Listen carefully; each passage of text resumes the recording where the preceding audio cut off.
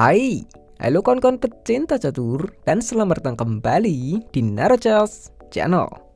Di video kali ini, saya akan membahas partai catur yang sangat menarik yang dimainkan antara Carlos Torre Repetto melawan Newell William Banks. Permainan ini terjadi pada 1 September 1924. Oke, baiklah kawan-kawan, kita langsung ke permainan. Di sini Torre sebagai putih dan Newell memegang hitam.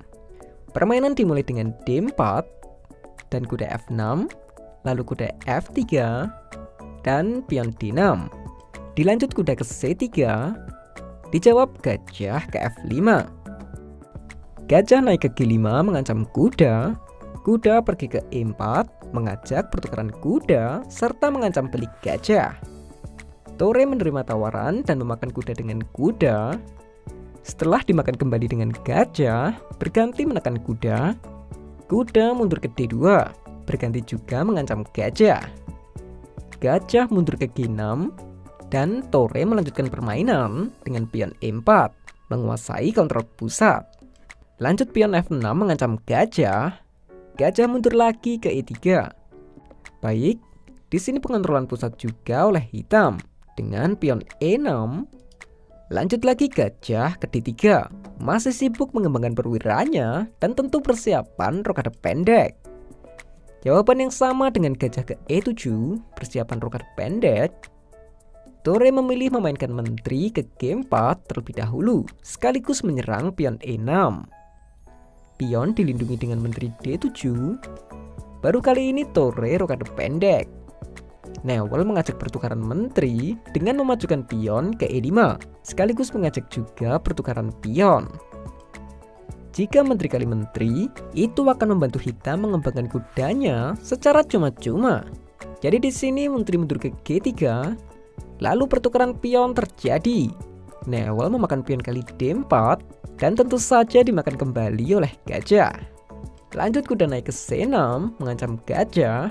Dan gajah mundur ke C3 untuk terus mempertahankan serangannya pada sayap raja. Ya, jika nanti hitam rokade pendek. Ini tuh sama aja kayak sedia payung sebelum hujan, atau lebih tepatnya sedia tombak sebelum perang. Jadi hitam harus berpikir 2 kali untuk melakukan rokade pendek. Atas pertimbangan itu, Newell memilih melakukan rokade panjang. Baik, sekarang raja berada di sayap menteri. Torre langsung memainkan pion B4 untuk menyerang pertahanan raja. Oke, di sini kedua pemain melakukan rokade yang berlawanan dan terlihat Torre sudah mulai menyerang dengan pion B4. Ya, Newell tidak mau kalah. Dia memainkan benteng ke F8, tentu saja dengan ide yang sama, yaitu menyerang pertahanan raja. Tapi Torre tetap memajukan pion ke B5 sekaligus menyerang kuda. Kuda mundur ke D8. Ya, mungkin bisa persiapan manuver ke F7 atau E6. Lanjut lagi menteri ke E3 menyerang pion A7. Dibalas dengan pion B6 mencegah serangan menteri pada pion A7. Torre pion A4 memulai serangan dengan pion-pionnya untuk menggempur pertahanan raja. Dan sekaligus persiapan pion A5 menyerang pion. Newell menteri ke G4. Saya juga tidak tahu pasti dengan ide ini, tapi yang jelaskan tetap ada kandidat ide pada gerakan menteri ini, yaitu bisa saja karena dia takut akan serangan gajah terang putih ini yang sewaktu-waktu bisa menyerang menteri, dan menteri akan hilang karena berada di depan raja. Tapi yang paling masuk akal adalah manuver kuda ke E6 dan F4. Tapi gerakan ini juga tidak mempengaruhi ide putih untuk melanjutkan serangannya.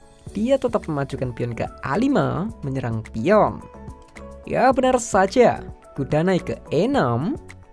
Dan tentu pion kali B6 membuka jalur serangan benteng untuk mengancam pion A7. Jadi Newell memakan pion kali B7. Lalu gajah naik ke C4 mengancam kuda. Ya, tentu dengan ide pion H3 menyerang menteri dan menghilangkan penjagaan kuda ya. Ya, kuda naik ke F4 sekaligus mengancam skakmat menteri kali G2.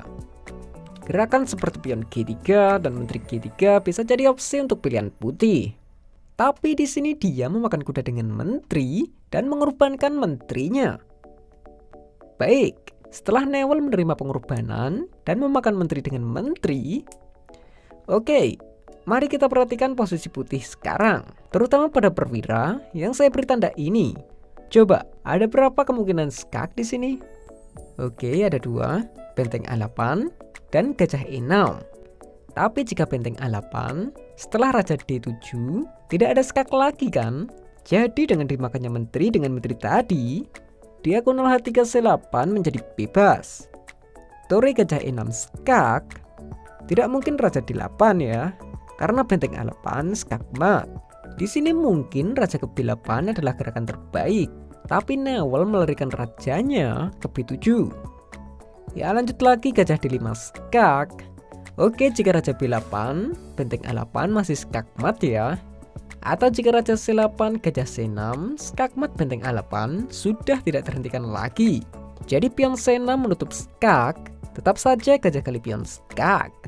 Raja C8, benteng ke A8 skak. Gerakan paksa raja ke C7. Benteng A7 skak, raja balik ke C8. Lanjut penetralan serangan dengan pion G3 mengancam menteri.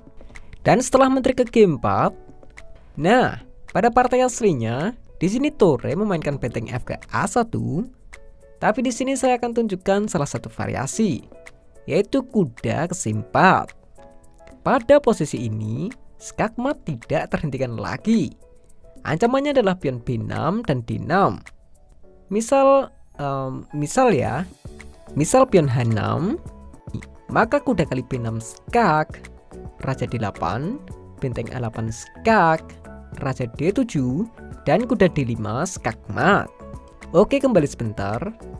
Bagaimana jika di sini pion B dilindungi dan ganti pion D yang tidak?